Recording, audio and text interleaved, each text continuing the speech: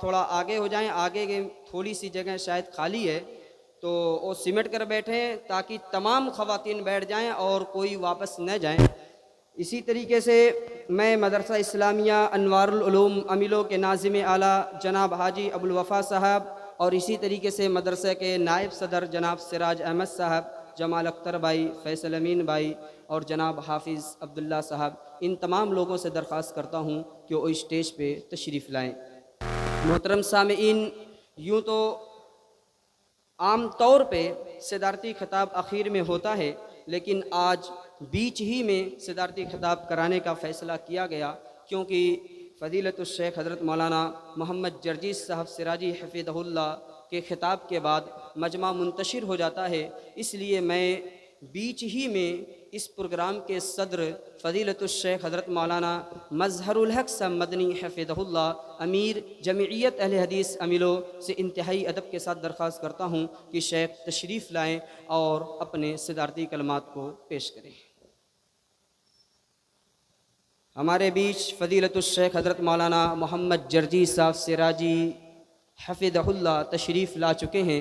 انشاءاللہ ابھی شیخ کے صدارتی خطاب کے بعد ان کا پرمکس خطاب ہوگا انشاءاللہ۔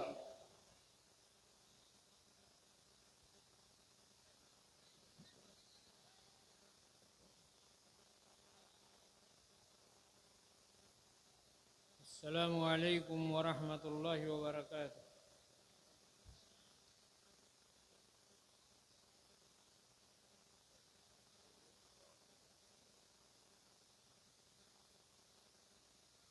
الحمد للہ رب العالمین،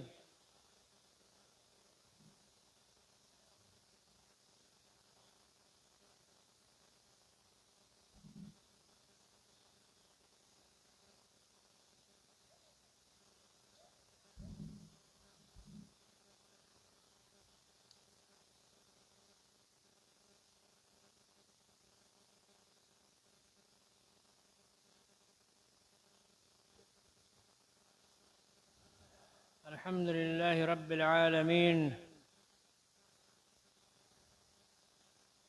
والعاقبة للمتقین ولا عدوان إلا على الظالمین، وأشهد أن لا إله إلا الله وحده لا شريك له، وأشهد أن سيدنا محمدا عبده ورسوله، أما بعد، أعوذ بالله من الشيطان الرجيم،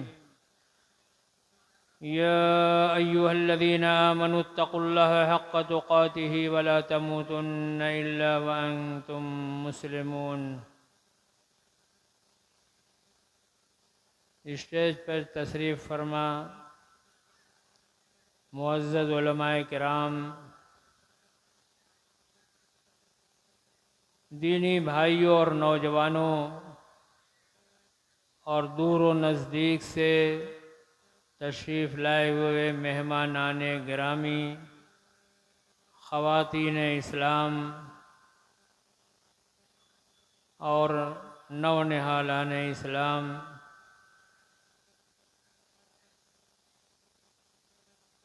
آج کا یہ مبارک اجلاس جسے موضع امیلو کے نوجوانوں نے اپنی مخلصانہ محنت سے سجایا ہے اور اپنی دن رات کی محنت سے اسے پر رونق بنانے کی کوشش کی ہے، اور بظاہر یہ پر رونق نظر بھی آ رہا ہے۔ اللہ کرے کہ یہ اپنی حقیقی کامیابی سے ہمکنار ہو اور اپنے دعوتی مقصد میں کامیاب ہو۔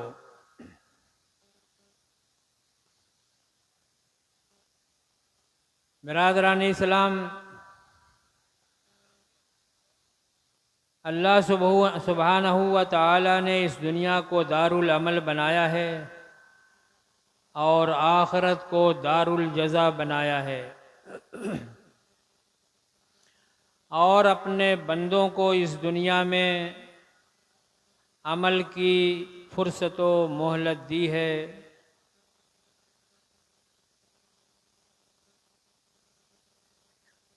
اللہ تعالیٰ نے ہمیں ہر طرح کی نعمتوں سے نوازا ہے اور ہمیں فراغت کی نعمتوں سے بھی نوازا ہے، اور اس دنیا میں عمل کی ذمہ داری ہمیں دے کر کے ہمیں ابتلا اور آزمائش میں مبتلا کیا ہے۔ جیسا کہ قرآن کریم میں بار بار اس بات کی تاکید کی گئی ہے کہ مومنوں سے نیک عمل کا مطالبہ کیا گیا ہے اور انہیں نیک عمل پر جنات نعیم، جنات الفردوس اور مختلف نعمتوں سے نوازے جانے کا اعلان بھی کیا گیا ہے۔ چنانچہ اللہ تعالیٰ نے سورہ مومن کے اندر اللہ سبحانہ و تعالیٰ نے اپنے رسولوں کو اور ان کی شخصیت میں ان کے ماننے والوں کو حلال رزق کھانے کی تاکید کی ہے اور نیک عمل کرنے کی تاکید کی ہے۔ چنانچہ فرمایا یا ایھا الرسل کلوا من الطیبات واعملوا صالحا انی بما تعملون علیم۔ اے میرے پیارے رسولو اور ان کے ماننے والو، حلال چیزیں کھایا کرو اور نیک عمل کیا کرو، اور تم جو کچھ کر رہے ہو میں ان سے پوری طرح واقف ہوں۔ اسی طریقے سے سورہ طلاق کی آیت نمبر 21 میں اللہ تعالیٰ نے نیک عمل پر جنت کے دینے کا وعدہ کیا ہے، اور سورہ مومن کی آیت نمبر 40 میں مردوں اور عورتوں سے جنت کے ساتھ ساتھ بے شمار نعمتوں کے دینا کا وعدہ کیا گیا ہے۔ اور سورہ کہف کی آیت میں فرمایا ان الذین آمنوا وعملوا الصالحات کانت لهم جنات الفردوس نزلا۔ بے شک وہ لوگ جو ایمان لائے اور کام بھی اچھے کرتے رہے، ان کے لیے اللہ تعالیٰ کے پاس جنت الفردوس میں مہمان نوازی ہوگی۔ تو اللہ تعالیٰ نے قرآن مجید کی مختلف آیات میں اپنے بندوں کو نیک عمل کی طرف دعوت دی ہے اور نیک عمل پر ابھارا ہے، اور نیک عمل پر جنتوں کے دینے کا وعدہ کیا ہے۔ جنت الفردوس اور جنت نعیم میں بہتی ہوئی نہروں کا وعدہ کیا ہے۔ لیکن اس بات کو سمجھنے کی ضرورت ہے کہ نیک عمل ہے کیا؟ تو نیک عمل وہ ہے جو اللہ تعالیٰ کی رضا کے لیے اور اس کی خوشنودی کے لیے ادا کیا جائے اور سنت رسول صلی اللہ علیہ وسلم کے عین مطابق ہو۔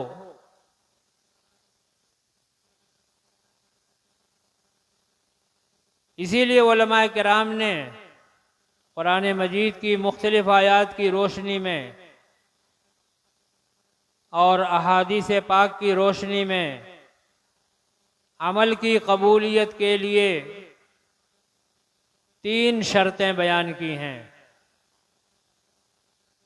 میں چاہتا ہوں کہ ہم تمام لوگ ان تینوں شرطوں کو جانیں تاکہ اپنے اعمال کو ہم اللہ تعالیٰ کے دربار میں قبول ہونے کے لائق بنا سکیں،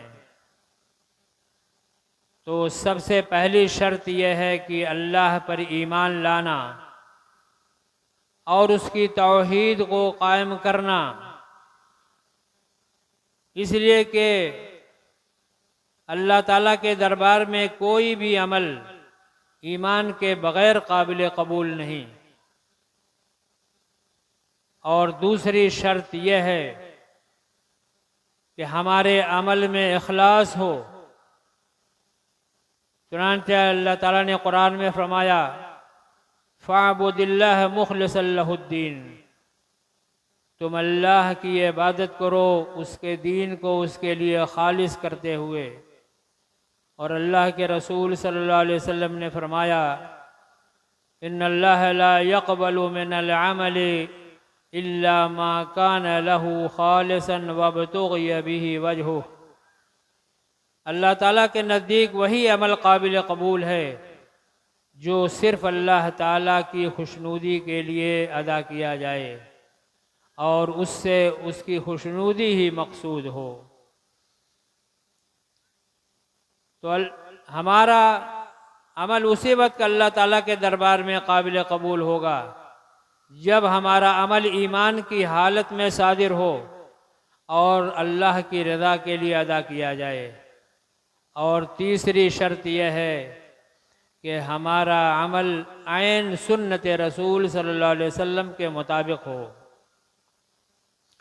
چنانچہ اللہ تعالیٰ نے قرآن میں فرمایا ما آتاکم الرسول فخذوہ وما نہاکم عنہ فانتہوا، تمہیں رسول جو دیں اسے لے لو اور جس سے منع کریں اس سے باز آ جاؤ۔ اس لیے ہمیں ان تین شرطوں کو یاد رکھنا چاہیے کہ جب یہ تینوں شروط ہمارے عمل میں پائے جائیں گے، یہ تینوں شرطیں ہمارے عمل میں موجود ہوں گی تو ہمارا عمل اللہ تعالیٰ کے دربار میں قابل قبول ہوگا۔ اس لیے ہمیں چاہیے کہ ہم اپنے اعمال کو اخلاص کی بنیاد پر ادا کریں اور ہر عمل کرتے ہوئے اللہ کے رسول صلی اللہ علیہ وسلم کی سنت کی اتباع میں اس عمل کو ادا کریں۔ ہر عمل ادا کرتے ہوئے اللہ کے رسول صلی اللہ علیہ وسلم کی سنت کا پورا خیال کریں کہ ہمارا عمل سنت رسول کے مطابق ہے یا نہیں۔ اگر یہ شرطیں پائی جائیں گی تو ہمارا عمل اللہ کے ہاں قابل قبول ہوگا۔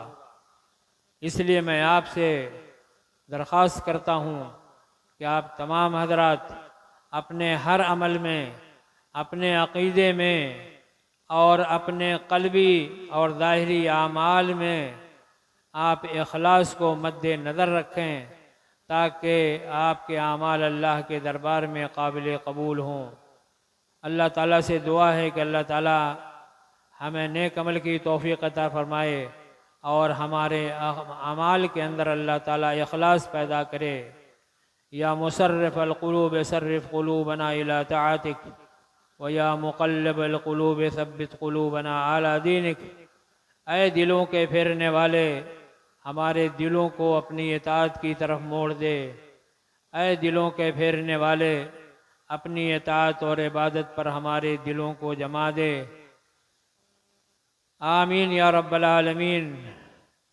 اللہ تعالی ہمیں اور آپ کو نیک عمل کی توفیق عطا فرمائے، آمین۔ میں اپنی بات ختم کرنے سے پہلے عملوں کے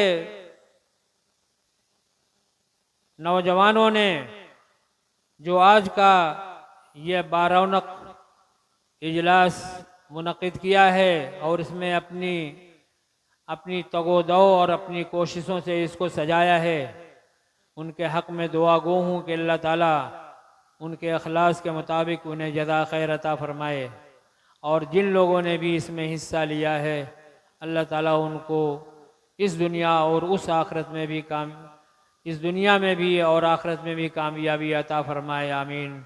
وآخر دعوانا ان الحمد للہ رب العالمین، والسلام علیکم ورحمۃ اللہ وبرکاتہ۔